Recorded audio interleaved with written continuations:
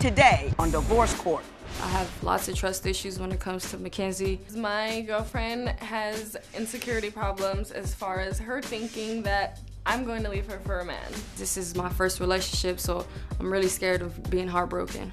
It really irks my soul how much she loves attention from other people and it's not me. As far as her thinking that I'm taking advantage of her and talking to other females, it's not right. I wish my attention was really enough for her. I actually do plan on marrying the girl. Divorce Court is now in session. Good day, ladies and gentlemen. I'm here today with Mackenzie Wiltbanks and Priscilla Lopez. The two of you have been together for 2.5 years. You are, however, having conflicts and concerns. Hence, you are before me here in Divorce Court today. Ms. Wiltbanks, I'm going to start with you. Why don't you tell me a little bit about your relationship and why you're here in Divorce Court today? We're here today because of Priscilla's communication problems and I would say insecurities. Okay, tell me a story that would let me know what's going on. So there was a guy that I was talking to. I was dating her and he was still interfering in the relationship, trying to talk to me. I was trying to push that away, but everything that I did, this person was still popping up. So it led to her being insecure, feeling that I wasn't there for just her. Right. I wanted someone else as well. Right. When you say he kept popping up, what does that mean? Say I'd block him from a social media, he'd come into my emails or he'd text from different numbers or... But yeah, doing all that kind of winding around, but you never gave him any encouragement, you didn't... Uh-oh. Uh-oh. Okay, well, the first couple times I did respond because of some things that were said. So I obviously felt bad and felt some type of way because I'm not the person to ever hold grudges. So me feeling bad, of course I responded. You felt guilty and you were concerned, and so Yes. you did respond. Yes. Ms. Lopez, is that an accurate recitation of what occurred? Everything she said is pretty much the truth. Are you concerned at all about this guy or her attraction to men in general? In the beginning, when I seen certain stuff as far as emails being sent back and forth to each other, it was messing with me a lot. But now I have a better understanding of how she really feels. And I understand that when you are in a certain relationship with somebody in the beginning, it's not too hard to get over that person. Right.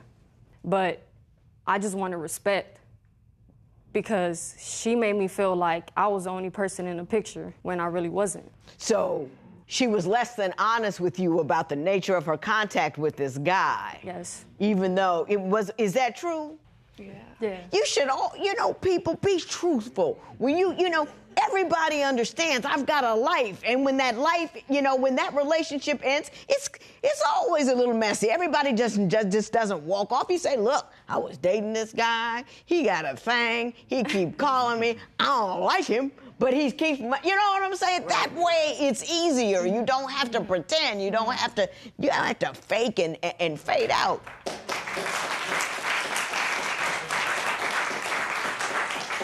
So you don't have any concerns, because sometimes when I have lesbian couples or homosexual couples, there is a concern that one or the other who's had heterosexual relationships may not be committed to that particular sexual orientation. Do you have any concerns in that regard because of this guy?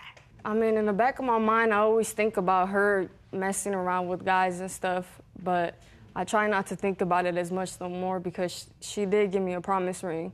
So she's trying to basically tell me that she's all in it and she's trying to make this relationship stronger. Do you have problems with your families at all? Because oftentimes there's pressure in the family because not everybody's on board with who you are. Ms. Wiltbanks.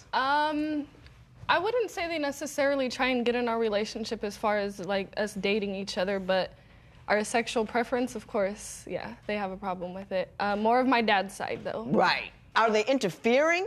No. Are they unwelcoming? There's some members in my family a little unwelcoming. Uh-huh. Do you think it at all impacts your relationship? No, she doesn't let stuff get to her, so I wouldn't think so. How was your family? My older sister is actually a lesbian too. So it's kind of hard for my mom to, understand the fact that she might not have grandchildren the way she wants to have grandchildren. But I mean, she understands more and more now that I'm older, and she does realize that I'm way more interested in women than I am men. I actually don't like men at all. So that's that. Yeah, it's not going to change. It's not going to change my opinion, the way I feel about it, and there's no interference at all, and you guys are comfortable. Very comfortable. And you feel supported. I mean, everybody may not be glad about it, but you feel supported in that regard. Now I want to move on to the part that fascinated me. It appears that you have quite the menagerie going on at your house. That it is a rescue center, a hospice for four-legged creatures, and your concern is it is consuming your life. And I want to talk to you about how that's impacting your relationship. Can I see the snake? Come on up here. It's a constrictor, right? She's a ball python. Now hold that head. I don't want to see the head. Hold the head. You got the head? Yeah. You're not holding the head. I want to see your hand around his head.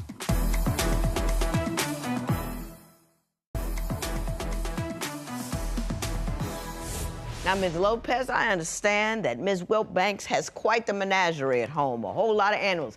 Give me an idea of what I'm looking at here. You're basically looking at a one-bedroom animal shelter. You could say it like that. Well, how many animals does she have, and what variety? I see one. Right. Right there. I see the snake, but how many and what kind? Well, right now we have one snake, we have a pit bull, we have a cat, and 4 kittens that she just had. She also had a bird and 2 other snakes, but they're staying at her dad's house. Ms. Wilbanks, what's with the animals? I've always had a love for animals. I grew up with animals, grew up on a 40-acre ranch, was going to school to be a veterinarian, so You just love animals? Just love them. Yeah. Part of your concern is not only that there are so many animals in such a small space, but you say they're expensive to take care of, and economically you're just not there. Is that accurate? Yes. Can you give me an idea of how much you spend monthly on the critters? I honestly can't even tell you. I lost count. But it all goes from cat litter to their food to, buying them beds and stuff for them to be comfortable. It just all adds up. Are they on your nerves? They were in the beginning, but now, I'm kind of used to it. Right? Yeah. Right? Now, Ms. Wilbanks, are you economically able to care for all? Because these people have to go to the vet. Mm-hmm. They got a this, they got a that, they got the other thing. Is your money right? That's a no. No, it is, because look, the snake, she only eats once every 2 weeks. The rat is $4. So that's $4. You feed them a live rat? Well, no, I killed the rat first. You killed the rat? Yeah. Can I see the snake? Yes, of course. Now, it's not venomous. No, she's not. Come on up here. It's a constrictor, right? She's a ball python. Now hold that head. I don't want to see the head. Hold the head. You got the head? Yeah. You're not holding the head. I want to see your hand around his head. There you go, baby. Ooh, not bad. Strong? Yeah, she's very strong. No, wait, no. Go ahead.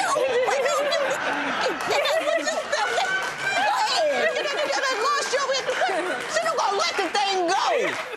You trying to straighten it out? I was just trying to straighten it out. I didn't want to have it. Lord. Woo! But they're not slimy, though. It was cool. No, they're not. But it wasn't slimy. How long it take you to get used to that?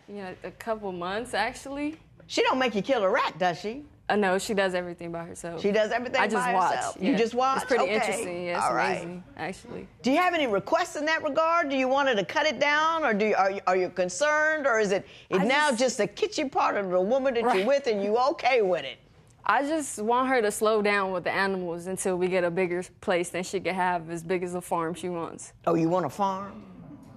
Well, I already have the ranch in Barstow, but when we get a newer place, I want my animals to have their own room. Yeah. I feel your pain, you know? I told my husband I want a ranch with some horses in it. And he said, I hope you and your next husband are very happy with it.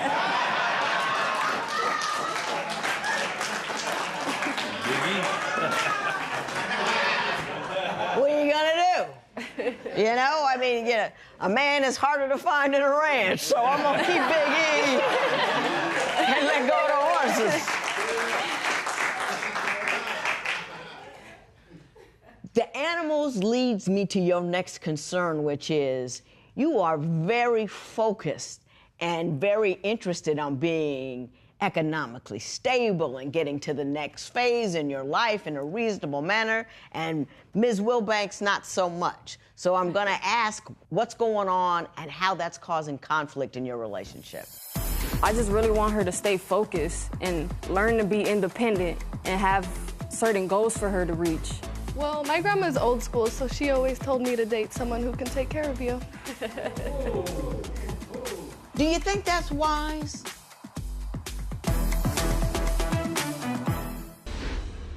So, Ms. Lopez, you say that Ms. Wilbanks is not quite focused and well-directed as you would like her to be. Tell me about that. Well, I just feel like me and Mackenzie grew up way different than I thought we did. She grew up being spoiled by her dad and the rest of her family and stuff like that. I grew up having to hustle and, make money on my own. So I just really want her to stay focused and learn to be independent and have certain goals for her to reach and not just always have to have people supporting her and stuff like that. She should be able to support herself. Gotcha. Ms. Wilbanks, what do you have to say about that? It's a lot to keep up with me. In what regard? As far as, like she said, I grew up being spoiled. I grew up having everything I want, so that's something I've been used to my whole life, so I still expect the same. But how do you expect that to happen? You had everything you wanted because your parents gave it to you. Right. Now, do you expect them to continue to do that? Do you expect to transfer that obligation over to Ms. Lopez? Or do you expect somehow, some way to do it yourself? Well, my grandma's old school, so she always told me to date someone who can take care of you. Do you think that's wise? Yes and no. I always tell people, especially these days, always be economically and emotionally in a place where you can leave if the situation becomes untenable. If you are financially dependent upon someone and they turn out to be, and I'm not talking about you at all, a jerk, a fool, a philanderer, a gambler or an addict or whatever they turn out to be, if you're not in a position to say, hey, I don't want to take it anymore because they're supporting you, then you're at a disadvantage. You have no leverage. Does that make sense to you?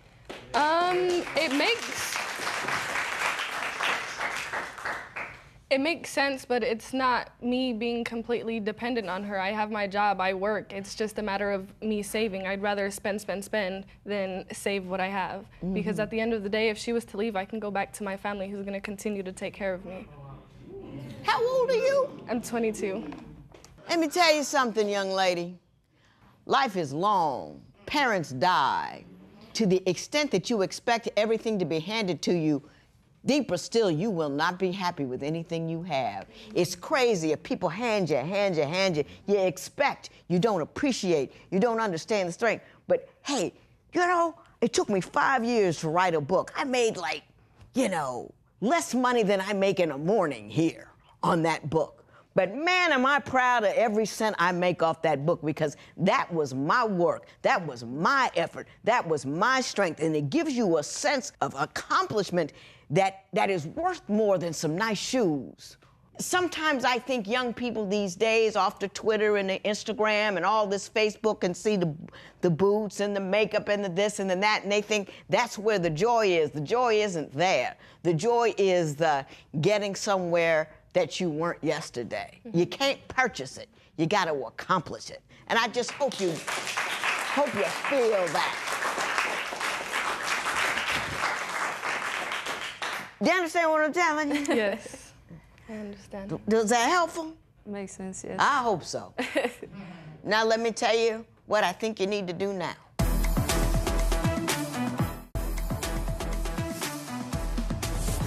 Ms. Lopez, you said the promise ring meant a lot to you.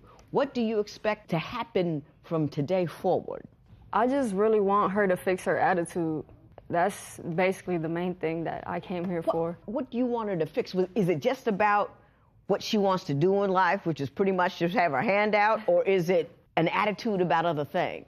Well, it's kind of both. I feel like she has a lot of potential to do way more stuff than just work a regular job. Like, she could do hair very good, she could draw. Like, she needs to use her talent as something that she wants to strive, just become great at.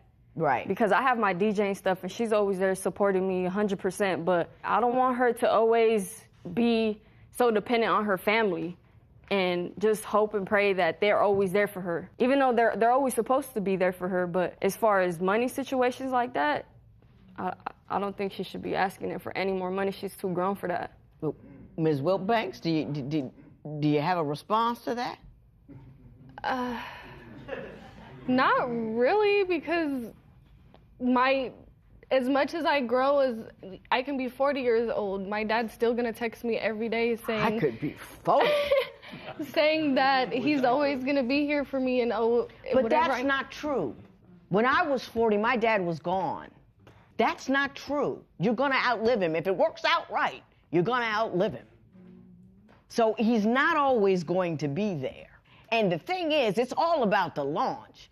We don't want to take care of you people forever. We really don't. And not just because we're sick of giving you our money, which we are, but because we're worried that in our absence, and we will be absent, you won't be able to take care of yourself. You know what I mean?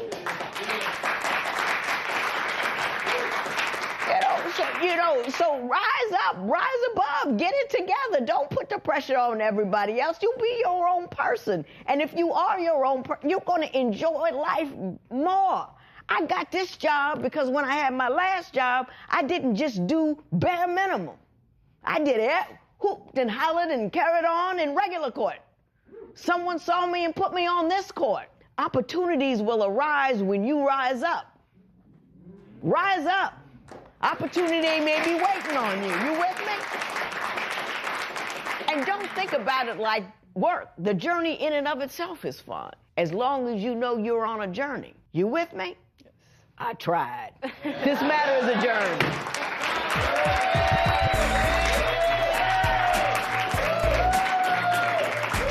So growing up, I was always told, you should find someone who can financially take care of you. With my family being old school, that's what they believe. The significant other should always take care of the women. Growing up, I didn't really have it like all the other kids did. During high school, I never asked my parents for money. I made sure I either sold chips, gummy worms, anything to have money in my pocket, so I won't ask my family members for money because I knew they didn't have it like that.